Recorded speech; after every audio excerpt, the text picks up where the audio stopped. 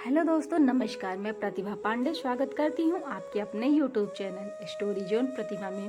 तो दोस्तों, आज हम आपके लिए लाए हैं प्राण प्रतिष्ठा से जुड़ी कुछ जानकारी। प्रतिष्ठा का अर्थ क्या होता है? सद्गुरु जी के अनुसार प्रतिष्ठा का अर्थ ईश्वर को स्थापित करना। प्रायः जब भी कोई स्थापना होती है तो उसके साथ मंत्रों का जाप होता है, अनुष्ठान तथा अन्य प्रक्रियाएं होती हैं।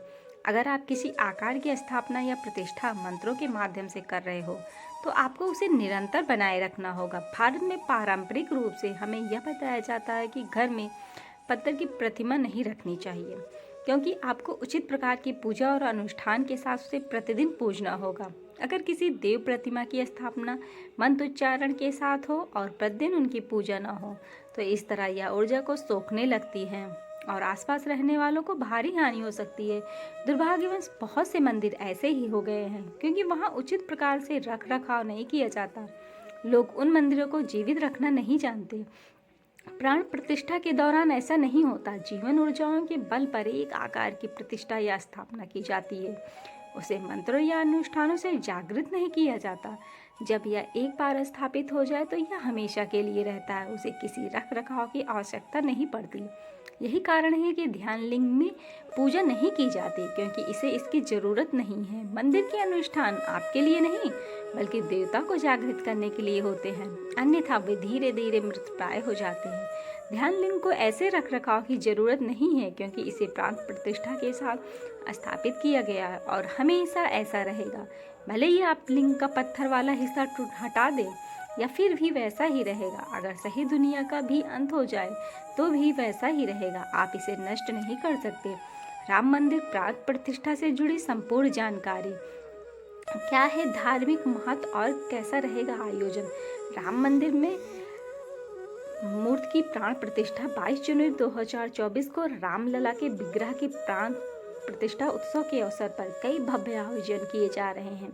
ऐसे में समारोह में शामिल होने वाले अतिथियों के लिए भी विशेष प्रबंध किए जा रहे हैं। इस अवसर पर देश के कई अलग अलग प्रांतों के व्यंजनों के भंडारे लगाए जाएंगे।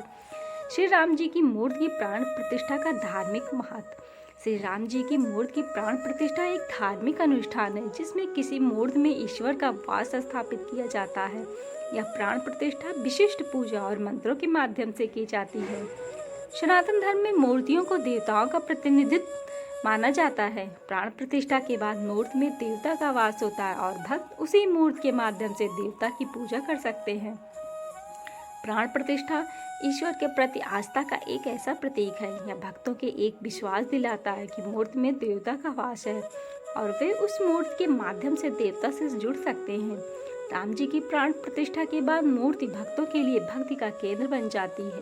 भक्त उस मूर्ति के माध्यम से देवता की पूजा करते हैं और देवता से आशीर्वाद प्राप्त करते हैं। प्राण प्रतिष्ठा समाज में शांति और समृद्धि का प्रतीक है। यह भक्तों में आस्था और एकता को बढ़ावा देता है। अयोध्या में श्री राम जी की मूर्ति की प्राण प्रतिष्ठा की विधि। चलिए क्रमबद्ध रूप से बताते हैं कि मूर्ति प्रतिष्ठा के अंतर्गत कौन कौन से कार्य आते हैं। पहला है श्री राम जी की मूर्ति का निर्माण। प्राण प्रतिष्ठा से पहले मूर्ति का निर्माण किया जाता है। मूर्ति का निर्माण विशेष रूप से योग्य कारीगरों द्वारा किया जाता है। और दूसरी है श्री राम जी की मूर्ति की सफाई। मूर्ति निर्माण के बाद मूर्ति को अच्छी तरह से साफ किया जाता है। और तीसरा है श्री राम जी की मूर्ति का अभिषेक। मूर्ति को गंगा जल, दूध, दही, घी, शहद आदि से अभिषेक किया जाता है। धार्मिक दृष्टिकोण से यह बेहद महत्वपूर्ण कार्य माना गया है। और चौथा है श्री राम जी के मंत्रों का जाप। मूर्ति की प्राण प्रतिष्ठा के दौरान मंत्रों का जाप किया जाता है। इस दौरान उच्चारण का विशेष ध्यान रखा जाता है, क्योंकि माना जाता है कि गलत मंत्रों के उच्चारण से वे फलित नहीं होते। कहा जाता है कि मंत्रों की ध्वनि वातावरण में सकारात्मकता का संचार करती है। और पांचवा है श्री राम जी का आवाहन। मंत्रों के जाप के बाद पूरे सच्चे मन योग से देवताओं का आवाहन किया जाता है। प्राण प्रतिष्ठा एक महत्वपूर्ण धार्मिक अनुष्ठान है जो भक्तों के लिए आस्था और भक्ति का केंद्र है। राम मंदिर के उद्घाटन में अतिथियों के लिए विशेष व्यवस्थाएं। आपको बता दें कि बाग विजेशी के तीर्थ क्षेत्र पुरम में 20,000 अतिथियों के लिए आवासीय व्यवस्था की जा रही है। यहाँ 6 जगहों पर भोजनालय चलाया जाएगा, जिसके लिए 3 संचालक चयनित किए जा चुके हैं। इस परिसर में दिल्ली, महाराष्ट्र, नागपुर व पंजाब के विशेष व्यंजन बनाए जाएंगे। भोजनालय की व्यवस्था प्रमुख द्वीप के केंद्रीय मंत्री राजेंद्र सिंह पंकज देख रहे हैं और इस बाग बगीचे में संपूर्ण व्यवस्था क्षेत्रीय संगठन मंत्री गजेंद्र सिंह संभालेंगे। इसके अलावा मणिपुर दास जी की छावनी व कार सेवकापुरम में भंडारे का आयोजन किया जाएगा।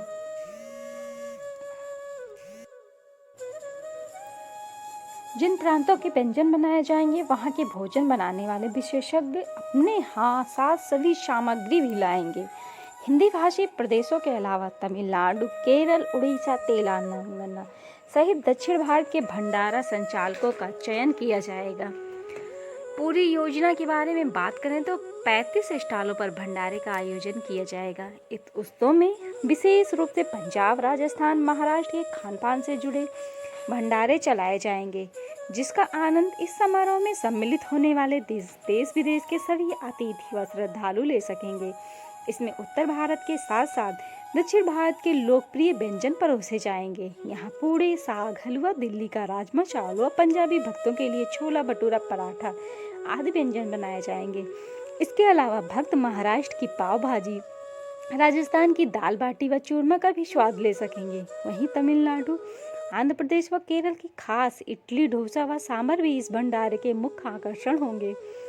भगवान रामलला के वस्त्र की खासियत क्या होगी? तो दोस्तों जानते हैं भगवान रामलला के वस्त्र की खासियत। अयोध्या में मंदिर निर्माण के बाद भगवान रामलला की प्राण प्रतिष्ठा महोत्सव को भव्य रूप देने के लिए हर संभव प्रयास किया जा रहा है। इसी कड़ी में भगवान की साज सज्जा का भी पूरा ध्यान रखा जा रहा है। प्राण प्रतिष्ठा के समय रामलला को धारण कराए जाने वाले वस्त्र को लेकर भी विशेष तैयारियां की जा रही हैं।